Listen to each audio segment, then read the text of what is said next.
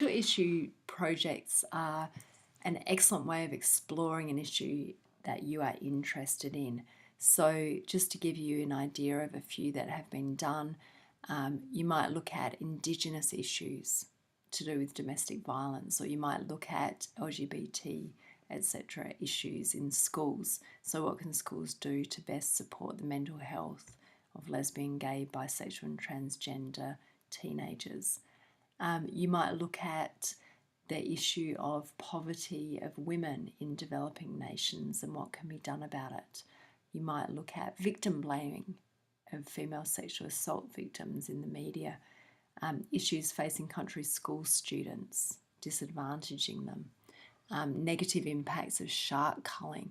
So, all of these are based around an issue in society that is not clear cut.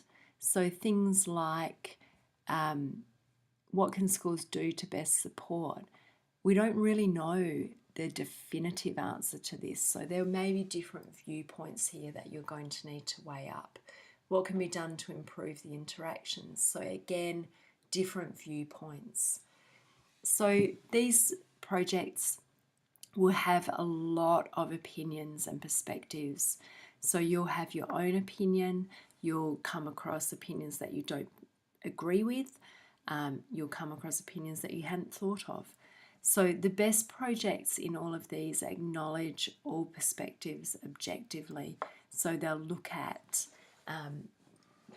all parts of the project. So if you're looking at, for example, dealing with refugees in Australia, you're going to come across lots of different opinions. So you need to represent all of them, whether you agree with them or not.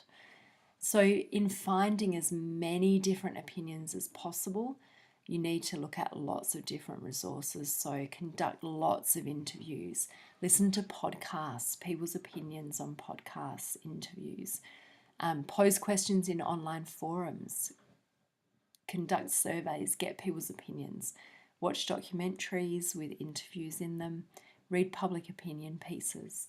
So in the links to resources section, there are links to some of these areas. So places like The Conversation has got some excellent perspectives presented.